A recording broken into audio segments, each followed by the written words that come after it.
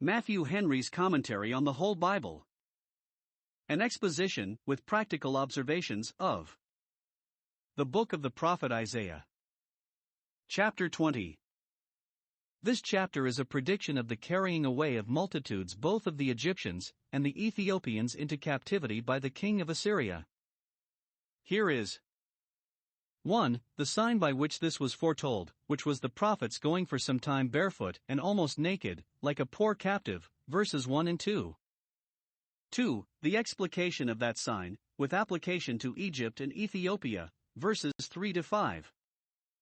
3. The good use which the people of God should make of this, which is never to trust in an arm of flesh, because thus it will deceive them, verse 6. Isaiah 20 verses 1 to 6. God here, as King of nations, brings a sore calamity upon Egypt and Ethiopia, but, as King of saints, brings good to his people out of it. Observe. 1. The date of this prophecy. It was in the year that Ashdod, a strong city of the Philistines, but which some think was lately recovered from them by Hezekiah, when he smote the Philistines even unto Gaza, 2 Kings 18 verse 8, was besieged and taken by an army of the Assyrians. It is uncertain what year of Hezekiah that was, but the event was so remarkable that those who lived then could by that token fix the time to a year. He that was now king of Assyria is called Sargon, which some take to be the same with Sennacherib, others think he was his immediate predecessor, and succeeded Shalmaneser. Tartan, who was general or commander-in-chief, in this expedition, was one of Sennacherib's officers, sent by him to bid defiance to Hezekiah, in concurrence with Rabshakeh, 2 Kings 18 verse 17. 2. The making of Isaiah a sign, by his unusual dress when he walked abroad.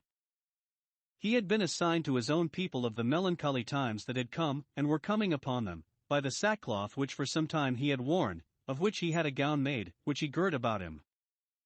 Some think he put himself into that habit of a mourner upon occasion of the captivity of the 10 tribes.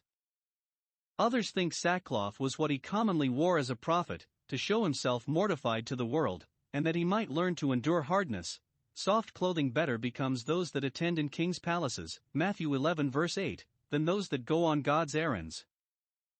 Elijah wore haircloth, 2 Kings 1 verse 8, and John Baptist, Matthew 3 verse 4, and those that pretended to be prophets supported their pretension by wearing rough garments, Zechariah 13 verse 4, but Isaiah has orders given him to loose his sackcloth from his loins, not to exchange it for better clothing, but for none at all, no upper garment, no mantle, cloak, or coat, but only that which was next to him, we may suppose his shirt, waistcoat, and drawers, and he must put off his shoes, and go barefoot, so that, compared with the dress of others, and what he himself usually wore, he might be said to go naked. This was a great hardship upon the prophet, it was a blemish to his reputation, and would expose him to contempt and ridicule. The boys in the streets would hoot at him, and those who sought occasion against him would say, "The prophet is indeed a fool, and the spiritual man is mad," Hosea 9 verse 7. It might likewise be a prejudice to his health, he was in danger of catching a cold, which might throw him into a fever, and cost him his life, but God bade him do it, that he might give a proof of his obedience to God in a most difficult command, and so shame the disobedience of his people to the most easy and reasonable precepts. When we are in the way of our duty, we may trust God both with our credit and with our safety. The hearts of that people were strangely stupid, and would not be affected with what they only heard, but must be taught by signs, and therefore Isaiah must do this for their edification. If the dress was scandalous, yet the design was glorious, and what a prophet of the Lord needed not to be ashamed of. 3. The exposition of this sign, verses 3 and 4.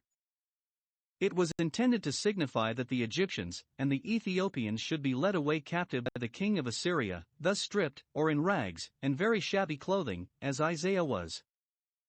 God calls him his servant Isaiah, because in this matter particularly, he had approved himself God's willing, faithful, obedient servant, and for this very thing, which perhaps others laughed at him for, God gloried in him. To obey is better than sacrifice, it pleases God and praises him more, and shall be more praised by him. Isaiah is said to have walked naked and barefoot 3 years, whenever in that time he appeared as a prophet.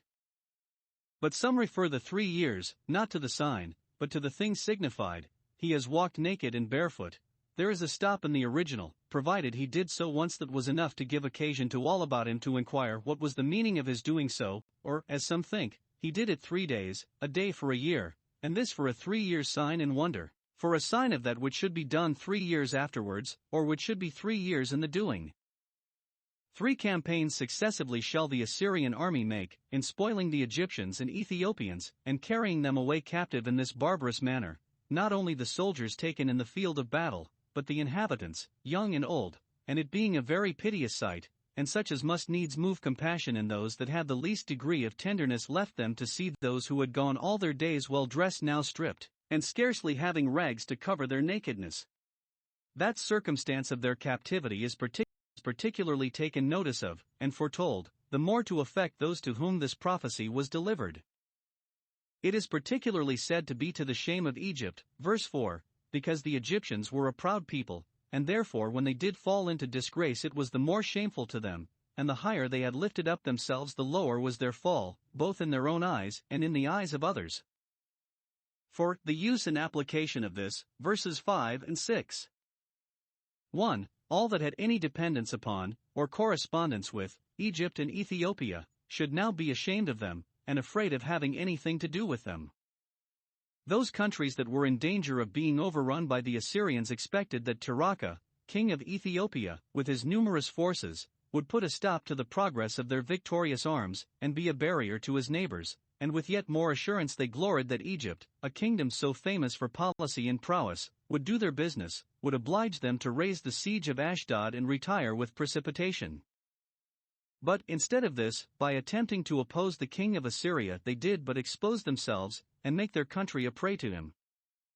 Hereupon all about them were ashamed that ever they promised themselves any advantage from 2 such weak and cowardly nations, and were more afraid now than ever they were of the growing greatness of the king of Assyria, before whom Egypt and Ethiopia proved but as briars and thorns put to stop a consuming fire, which do but make it burn the more strongly.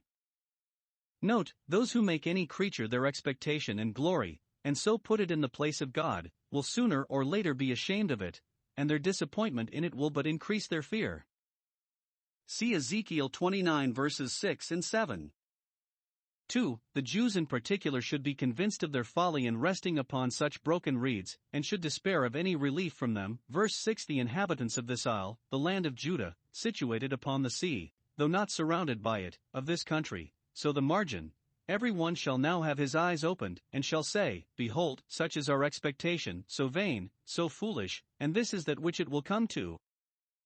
We have fled for help to the Egyptians and Ethiopians, and have hoped by them to be delivered from the king of Assyria, but now that they are broken thus, how shall we escape, that are not able to bring such armies into the field as they did?